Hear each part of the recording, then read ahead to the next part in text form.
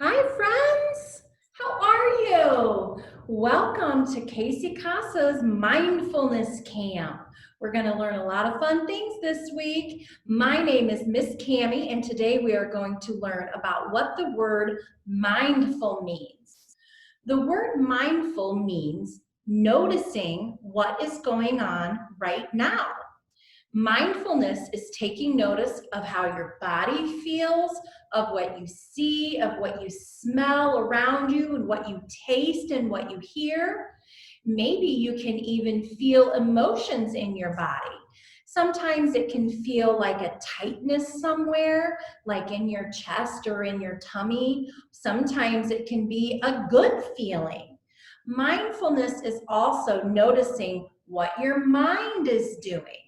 What happens when you start noticing all of these things going on around you? When you notice what is happening going on around you, it can help you calm down when you're sad or angry or upset. Mindfulness can sometimes help you deal with tough feelings. Mindfulness can help you feel better, make you feel good, and it can make you happy. So that's what we're going to talk about today.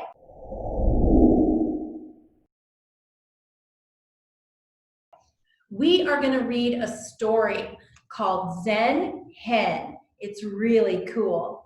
This is a story about the hen who lives on a farm that is really noisy, and she has to practice mindfulness to find inner peace. So let's read Zen Hen by Carrie Powers Pye and find out what Zen Hen is doing and what happens when she slows down and starts listening to her amazing body. Are you guys ready? On the farm, there are lots of distracting sounds: mooing cows, snorting pigs, and howling basset hounds. They're pretty cute though, aren't they? It's hard for anyone to get some peace and quiet when the farm around you sounds like a buzzing riot. But there's one animal who values her inner peace, especially when she's around those annoying honking geese. All right, do you guys know what inner peace means? What do you think it means? Inner peace is a calm feeling inside that we have inside our bodies. All of us have inner peace. Sometimes we just need to slow down a little bit to find it, okay, like Zen Hen does. It's time to meet a brand new friend. Let us introduce you to the famous Zen Hen. She has ways to calm her mind that are really quite delightful. All the animals on the farm, she's known for being mindful.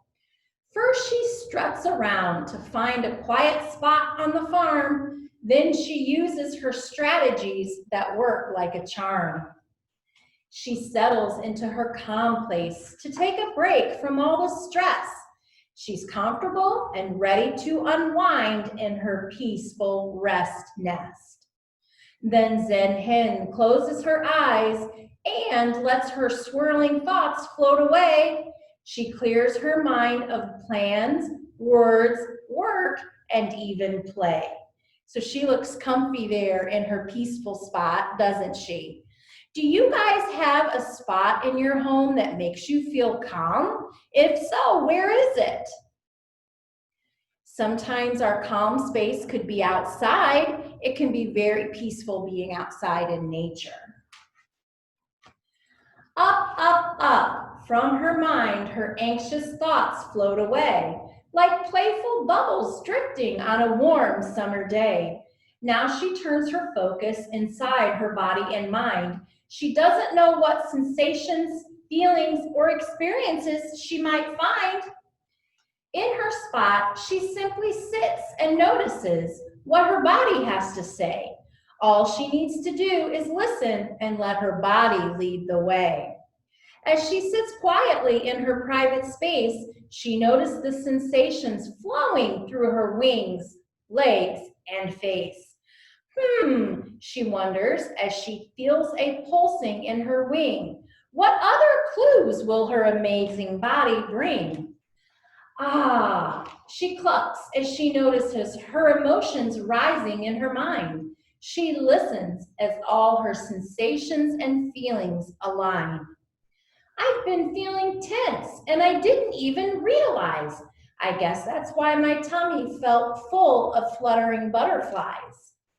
So she didn't even know she felt tense in her tummy until she had to really calm down and let her body lead the way to tell her that, right?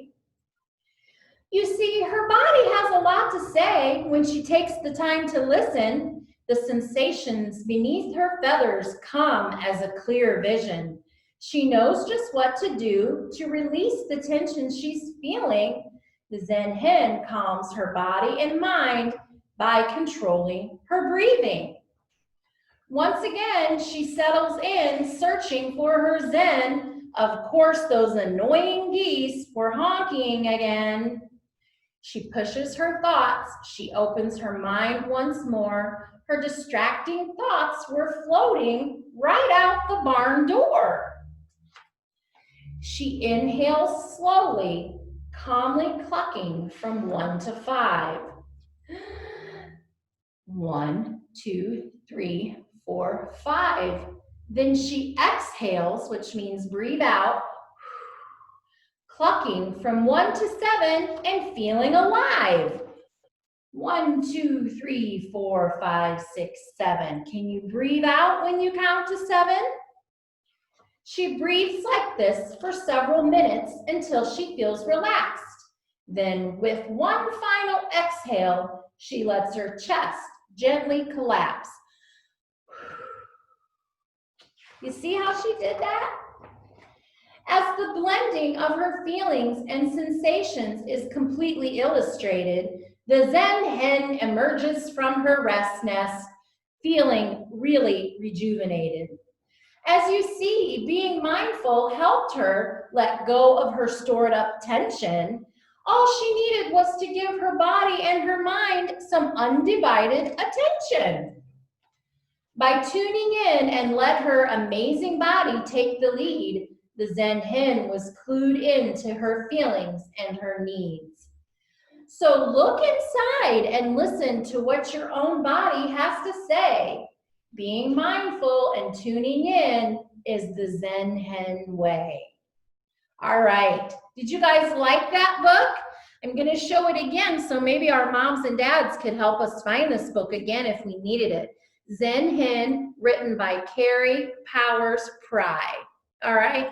I loved that book. So now that we know what it's like when we listen to our body and our mind, and we're going to practice some mindfulness and find my peaceful space, just like Zen Hen. Would you like to join me?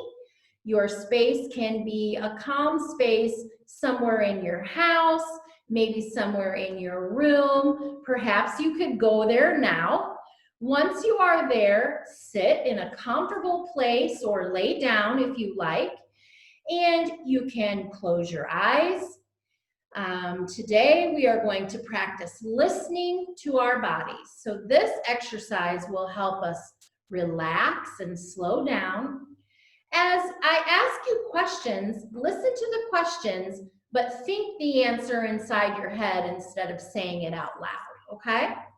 So we are going to do a quick scan of how our whole bodies feel. As we begin, close your eyes and take a deep breath, and that's breathing in through your nose and then breathe out through your mouth. And you continue to do that, breathing, and focus for a minute on your feet. What do your feet feel like today? Do they hurt? Can you feel your socks or can you feel your shoes on your feet? Okay. Next, gently shift your attention to your legs. What do your legs feel like today? Are they touching anything? We are now going to move slowly up to our bellies. Can you feel your breathing in your belly? Does your belly feel good or does it hurt today? When you are ready, we're going to focus on our arms. Do your arms feel heavy or do they feel light? Can you feel the desk or the table that they might be resting on? Okay, now we're going to shift the focus to your face.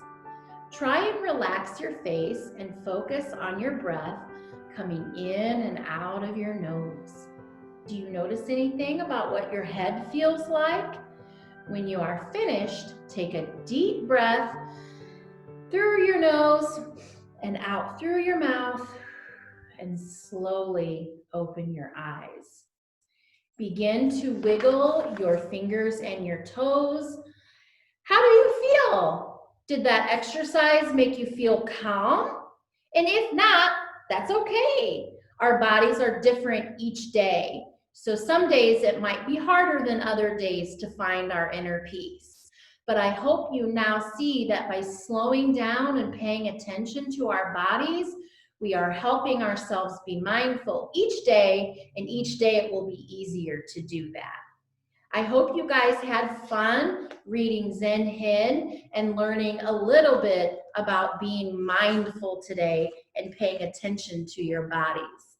The next thing we're going to do is I'm going to turn it over to my friend Matt, and he's going to help us make a really cool art project. I'll see you guys tomorrow. Bye-bye.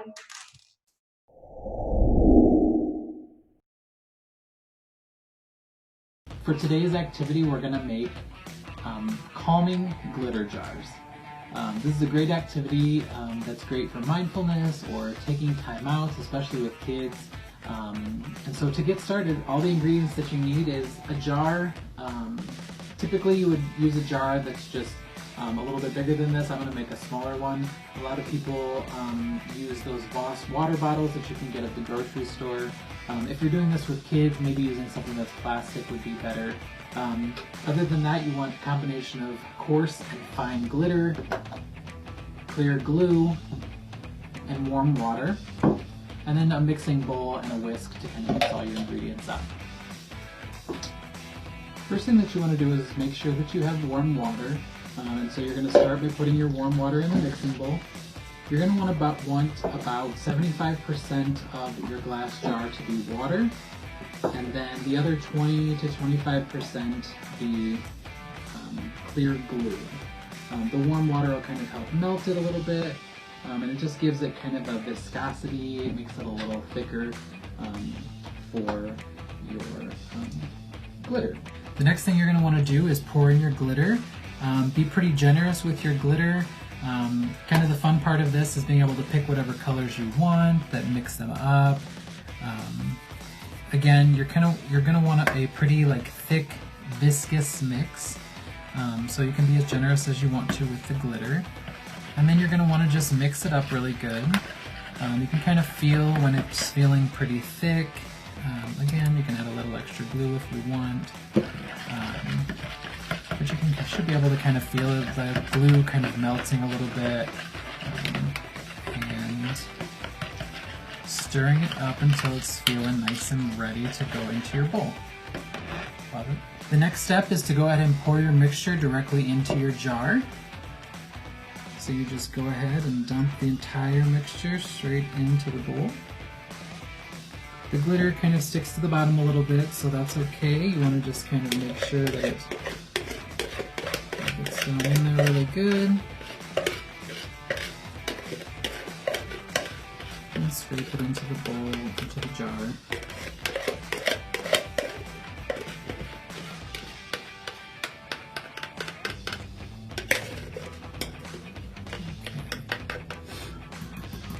And most likely your glitter is going to kind of settle to the bottom there. That's okay. If you decide, I want a little bit more of a certain color or a little bit more of this or that, it's totally fine. Now's the time to add it. Again, you want it to kind of be however you want it to be. Next thing you're going to do then is just tighten the jar over it and shake your mixture up and see what it looks like. I love how this looks. So I'm finished. The next step that you would do then is take a hot glue gun or maybe super glue and glue the lid down so it's nice and tight and isn't going to come undone.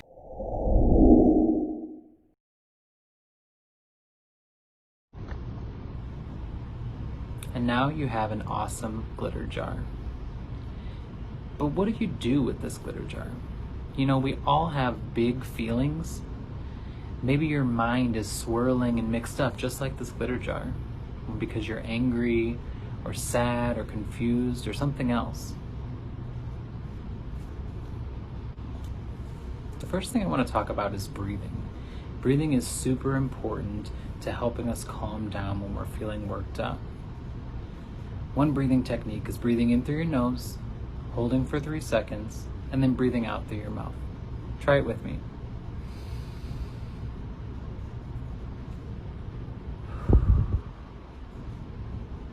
You do this a couple times in a row, and you'll notice that you start to feel a little bit more calm and relaxed. Now, for your glitter jar. I want you to shake this thing up, getting the insides all swirling and mixed around. The next time you're feeling upset and angry, I want you to do this. Mix it up really good, and then I want you to set it down. I want you to watch it swirl and start to settle. As it swirls, it starts to calm down and settle into the bottom of the jar. While you're watching this, I want you to take your deep breaths just like we practiced.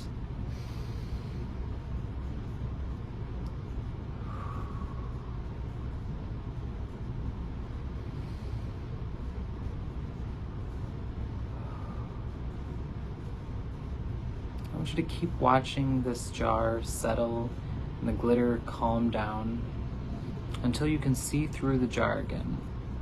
You know, we don't want our big feelings to disappear. We want them to settle so that we can see what's really going on. Make sure to keep your glitter jars in a safe place where you can reach them whenever you need them. Thanks so much for joining me on day 1 of this mindfulness camp, and I hope you have fun the rest of the week. Enjoy your activities, and we'll see you again soon.